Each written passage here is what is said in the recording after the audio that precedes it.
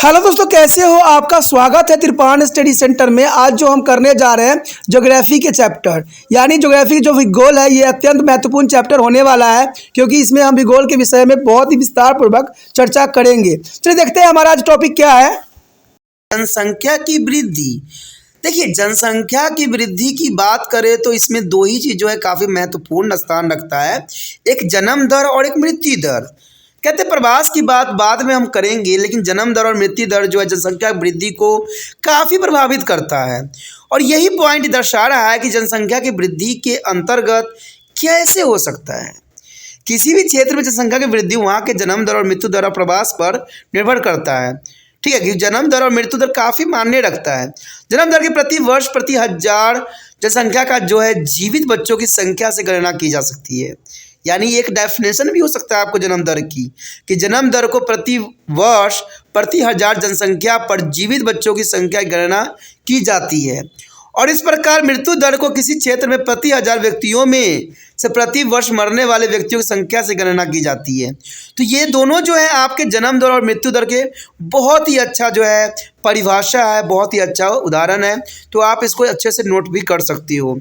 साधारणतः विभिन्न सामाजिक आर्थिक जनसंख्या के जो आयुगत ढांचे का प्रभाव जन्म दर पर बहुत पड़ता है। तो ये काफ़ी महत्वपूर्ण है कि सामाजिक आर्थिक एवं जनसंख्या के आयुगत ढांचे का प्रभाव जन्म दर पर अधिक पड़ती है। और जन्म दर तथा मृत्यु दर के अंतर को जो है प्राकृतिक वृद्धि दर भी कहा जाता है। यानी जन्म दर और मृत्यु दर के जो अंतर आते हैं उसे हम प्राकृतिक वृद्धि दर भी कह सकते हैं। लोगों के एक स्थान से दूसरे स्थान या एक देश से दूसरे देश में स्थानांतरण को हम प्रवास कहते हैं। तो ये प्रवास का अच्छा डेफिनेशन है कि लोगों के एक स्थान से दूसरा स्थान या एक देश से दूसरे देश में स्थानांतरण करने को हम प्रवास का नाम देते हैं, यानी माइग्रेशन का नाम देते हैं। जनसंख्या प्रवास की दर उस क्षेत्र में रहने वाले जनसंख्या में व्यक्तियों की संख्या बढ़ते या घटने से जो जनसंख्या वृद्धि दर को प्रभावित करता है। तो ये जनरल सी बात है, अगर प्रवास होगा तो जनसंख्या जरूर डिफरेंस बनेगी। अब देखिए यही डेफिनेशन कि एक देश से दूसरे देशों में जाकर बसने की प्रक्रिया जनसंख्या प्रवास कहलाती है। तो आप समझ गए होंगे कि एक देश से दूसरे देश में जाकर बसने की प्रक्रिया को हम जनसंख्या के प्रवास कहलाती है। जनसंख्या वृद्धि दर को जो है धनात्मक या ऋणात्मक हो सकती है। देखिए, जनसंख्या वृद्धि धनात्मक भी हो सकती है, ऋणात्मक भी हो सकती है, यानी पॉजिटिव भी हो सकती है, नेगेटिव भी हो सकती है। यानी उतार भी देख सकते हैं, चढ़ाव भी देखा जा सकता है। धनात्मक वृद्धि दर तब होती है जब किसी क्षेत्र में जन्मे बच्चे तथा प्रवासी बाहर से आने वाले होते हैं और व्यक्ति की संख्या उस क्षेत्र में मरने वाले व्यक्तियों तथा जो उत्वासियों क्षेत्रों से बाहर जाने वाले से लोगों से भी हो सकती है, क्योंकि मरना और बाहर चले जाना दोनों ही इस बात को जो है दर्शा सकता है। और प्रवासी में जो है आना, यानी बच्चों का जन्म को लिया जाता है और किसी दूसरे देश से जो है इस देश में आना।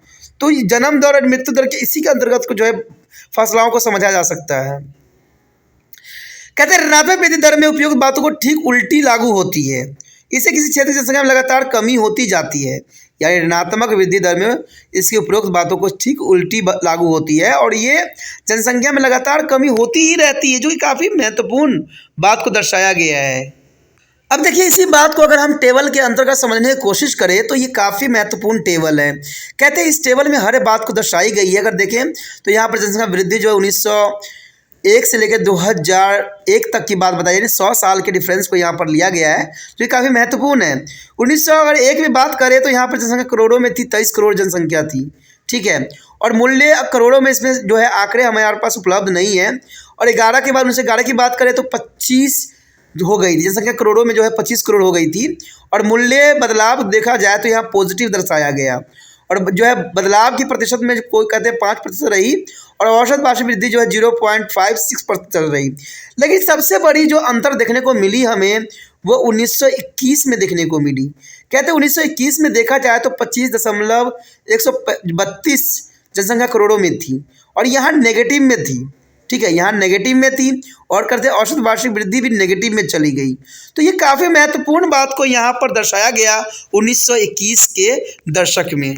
यदि इसी आंकड़ों को अगर हम प्रदर्शित करें 2001 के अंतर्गत तो आप देख सकते हो कि यहाँ पर जो है 102.02 की जो है वृद्धि देखने को मिला जनसंख्या थी, यानी 102 करोड़ के आसपास थी। और कहते हैं इसमें 18.063 की जो है वृद्धि देखने को मिली और ये काफ़ी महत्वपूर्ण था कि 1.93 जो है वृद्धि दर वार्षिक नोट किया गया। तो इसी तरह से जो है उतार चढ़ाव हमेशा देखने को मिला है और उतार चढ़ाव बढ़ता है, लेकिन एक बात इस टेबल को देखने से तो साबित हो ही गया कि जनसंख्या बढ़ती ही गई है, घटी कभी नहीं है। जनसंख्या जो है अपनी चरम सीमा पर पहुंचती चली जा रही है और इसको कहते हैं अभी थामना जरूरी है, रोकना जरूरी है। और ये रोका जा सकता है तब जब व्यक्ति जो है समझदार बनेंगे, सुचारू बनेंगे, पढ़े लिखे बनेंगे, तभी जो जनसंख्या को जो है बैलेंस किया जा सकता है। उसके पश्चात है जिला स्तर पर जनसंख्या वृद्धि प्रतिरूप। कहते हैं जिला स्तर पर जनसंख्या वृद्धि प्रतिरूप कैसा है। जिला स्तर पर आंकड़े का विश्लेषण यह प्रदर्शित करता है कि 19 जिलों में वृद्धि दर काफ़ी ऊंचे हैं, यानी 50% से ज़्यादा ही आंकी गई है। 19 जिलों में वृद्धि दर जो है काफ़ी ऊंची है, यानी 50% से भी ज़्यादा है। और इसके दूसरी ओर जो है 58 जिलों में वृद्धि दर बहुत ही कम है। कहते हैं ये काफ़ी महत्वपूर्णता की ओर दर्शा रहा है, यानी 10% से भी कम है।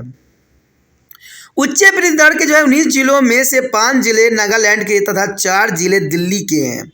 4 जिले दिल्ली के हैं। आप समझ सकते हो कि दिल्ली जहाँ की जनसंख्या इतनी घनत्व है, इतनी जो है वृद्धि देखने को मिल रही है। इसी तरह कम वृद्धि दर में जो है 58 जिलों में से 40 जिले दक्षिण भारत में हैं और इन 40 जिलों में जो है 20 तमिलनाडु, 11 केरल, 5 आंध्र प्रदेश और 4 कर्नाटक में पाए जाते हैं। अगर जिला स्तर पर वृद्धि का प्रतिरूप देखें तो पूरे जो है सिंध गंगा के मैदानी प्रदेश, पश्चिम में हरियाणा से लेकर पूर्व में पश्चिम बंगाल तक उच्च वृद्धि दर पाया जाता है, जो काफ़ी महत्वपूर्ण है। कहते हैं सतपुड़ा पर्वत श्रेणी से उत्तर की ओर मलबा के पठार तक वित्त भारतीय मरुस्थल सहित पूरा राजस्थान जो है पश्चिमी महाराष्ट्र तथा उत्तर पूर्व राज्यों के भागों में उत्तर पूर्वी वृद्धि दर दर्ज की जा रही है। इसकी दूसरी ओर गोदावरी नदी घाटी, छत्तीसगढ़ का मैदान, छोटा नागपुर का पठार, पश्चिम बंगाल का पश्चिमी भाग तथा उड़ीसा में जो है निम्न वृद्धि दर अंकित की जाती है और काफ़ी निम्न वृद्धि दर जो है पंजाब, उत्तराखंड तथा दक्कन के जो है पठार के दक्षिण भागों में पाई जाती है। तो ये काफ़ी महत्वपूर्ण है कि देखा जाए तो छोटा नागपुर के साइड जो है काफ़ी जो है निम्न वृद्धि दर को अंकित की गई है, चाहे पश्चिम भाग हो या उड़ीसा हो। लेकिन काफ़ी जो है अगर अब वृद्धि दर देखा जाए तो पंजाब, उत्तराखंड, दक्कन के जो है दक्षिण भागों में पाया जाता है। तो ये काफ़ी महत्वपूर्ण बात है। सारणी में हमने देखा कि आप पाएंगे कि हमारे देश आज की राजनीतिक सीमाओं के ही अंतर्गत है, क्योंकि कुल आबादी अगर देखा जाए सन 1901 में मात्र 23.84 करोड़ थी और वही सन देखा जाए यहाँ पर जनगणना के अनुसार यह संख्या 102.4 करोड़ हो गई। तो काफ़ी महत्वपूर्ण बात को यहाँ दर्शाया गया है, यानी पिछले 100 वर्ष में यह वृद्धि जो है 78.86 करोड़ की हुई और यह वृद्धि सन 2001 में अब तक जो है 4.3 गुना की है। अगर पिछले 100 वर्षों से जनसंख्या वृद्धि को दर को देखें सामान्यतः 4 निम्न वर्गों में रखा जा सकता है। पहली बात तो यही है कि गतिमान वृद्धि दर का काल जो है सन 1921 से पहले का है। गतिमान वृद्धि दर का जो काल है 1921 से पहले को आंका गया है। नियमित वृद्धि दर का जो काल है सन 1921 से जो है 1921 तक दर्शाया गया है और तीव्र वृद्धि काल जो है सन 1951 से जो है 1981 तक दर्शाया गया है और घटती हुई वृद्धि दर काल जो है सन 1981 के बाद को दर्शाया गया है। तो ये काफ़ी महत्वपूर्ण समय काल था जहां पर वृद्धि जो है जनसंख्या वृद्धि दर जो है कि उतार चढ़ाव देखने को मिला। आइए प्रत्येक काल के बारे में हम थोड़ा सा संक्षिप्त में जो है विचार रखें और जानने की कोशिश करें। कहते हैं सन 2021 से पहले जनसंख्या में वृद्धि यंत्र और अनियमित तथा मद थी और इसका मुख्य कारण जो था उच्च जन्म दर एवं उच्च मृत्यु दर था। अंत प्राकृतिक वृद्धि जो है नगण्य थी, यानी इसमें कोई वृद्धि देखने को नहीं मिलता है और सन 1911 से 21 के बीच मूल्य वृद्धि में थोड़ी कमी जरूर आई और इसका मुख्य कारण था अकाल, भूखमरी, महामारी इत्यादि घटित होना। तो इस समय काल में इन चीज़ों को दर्शाना इन्हीं चीज़ों की ओर इशारा कर रहा है और सन 1921 के बाद जनसंख्या बढ़ती ही रही और इसी कारण सन 1921 के वो भारत के जनसंख्या अध्ययन में जनसांख्यिकी विभाजन के रूप में भी जाना जा सकता है, जो काफ़ी महत्वपूर्ण है। दूसरा आंकड़ा यही प्रदर्शित करता है कि सन 1921 से लेकर 1951 तक जनसंख्या में नियमित वृद्धि होती रही और इसका मुख्य कारण था मृत्यु दर में नियमित हर्ष हो जाना, यानी मृत्यु दर का कम हो जाना। मृत्यु दर में हर्ष का कारण स्वच्छता तथा चिकित्सा में सुधार थी कि बहुत से चिकित्सा में जो है सुधार की गई, जिसकी वजह से मृत्यु दर बहुत कम गया। अन्य कारक जो था सड़क सुविधा का विकास हो जाना, जिससे आपातकालीन स्थिति में देश के एक भाग से दूसरे भागों में जो खाद्यान्न को पहुंचाने में मदद भी मिली, जिससे अकाल मृत्यु को रोका जा सका। यानी जो अकाल पड़ती थी जो है 1921-51 के बीच में अकालों की संख्या बहुत कम गई। और इसके साथ ही कृषि अर्थव्यवस्था में भी काफ़ी सुधार करके इसके लिए जिम्मेदार थी, यानी कृषि में काफ़ी सुधार हुआ, इसलिए भुखमरी की समस्या भी उत्पन्न नहीं हुई। अंत इस काल में जनसंख्या वृद्धि जो है मृत्यु रोधक वृद्धि के नाम से जाना जाता है, यानी मृत्यु रोधक वृद्धि के नाम से इस समय काल को जानते हैं हम। उसके पश्चात है तीसरा पॉइंट, जहां तक भारत में जनसंख्या वृद्धि का संबंध है। सन 1951 से 1981 के बीच का काल बहुत ही संकटकालीन अवस्था है, और इस 30 वर्ष के काल में भारत की जनसंख्या जो है दुगनी हो गई। और इस काल में तीव्र गति से मृत्यु दर में भी हर्ष हुआ, यानी मृत्यु दर बहुत ही कम गया, जबकि जन्म दर में नाम मात्र का हर्ष हुआ, यानी जन्म दर कुछ ही कमी हुई। कहते हैं जन्म दर बहुत काफ़ी बढ़ गई लेकिन कम नहीं हुई। सारणी संख्या जो है 26.2 में हम इस बात को स्पष्ट करेंगे। 1951 से 81 के बीच में जन्म दर में कमी जो है 41.7 प्रति हजार से 37.2 प्रति हजार हो गई, जबकि कहते हैं मृत्यु दर में यह कमी जो है 28.8 प्रति हजार से 15 प्रति हजार तक पहुंच गई। अंततः जन्म दर और मृत्यु दर में काफ़ी बड़ा अंतर रहा, जिसके परिणाम स्वरूप प्राकृतिक वृद्धि दर काफ़ी ऊंची रही। और इसका मुख्य कारण विकासात्मक गतिविधियों में तेजी, चिकित्सा सुविधाओं में और अधिक सुधार और लोगों के जीवन निर्वाह की दिशा में उन्नति इत्यादि रही। कहते जन्म दर बढ़ी, मृत्यु दर घट गई। तो इसका कारण क्या था? मॉडर्नाइजेशन समाज था जो काफ़ी मॉडर्नाइज हो गया था, बिल्कुल विकसित हो गई थी। और जनसंख्या वृद्धि दर का यह काल जो है उत्पादकता रोधक वृद्धि में संबोधित किया जाता है कि इसमें उत्पादकता रोधक हो गई, यानी उत्पादक काफ़ी हुई, जिसकी वजह से जनसंख्या वृद्धि दर बढ़ती ही चली गई। उसके पश्चात है चौथा पॉइंट, कहते हैं अंत के 2 दशक यानी 1981 से लेकर 2001 तक जनसंख्या में वृद्धि की दर धीरे धीरे कमी आना आरंभ हुई, और इससे भारत जनसंख्या इतिहास में नए दौर के आरंभ का संकेत भी दिया। और इस काल में जन्म दर में भी तेजी से कमी आई। यह कमी देखा गया 1971 से 81 के बीच में, जहां 37.2 प्रति हजार से 1951 से 2001 में 24.8 प्रति हजार तक अंकित की गई।